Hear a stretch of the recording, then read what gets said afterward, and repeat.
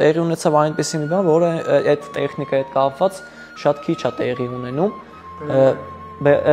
Դրա հետ PRM-ի հետ կապված շատ քիչ է տեղի ունենում, իր ցեպը դուրս ընկավ։ Շատ ծանր բան է։ Դու էլ գիտես իրա երկու հոգու համար էլ դա անլուծելի խնդիր է։ Ցեպը դուրս ընկավ ու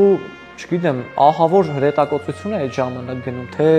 անօթաչու թռչող սարքեր են ման գալիս, թե տարբեր տեխնիկաներ իրենց կողմից կրակոցներ ալ լինում դեպի մեր ուղղությամբ,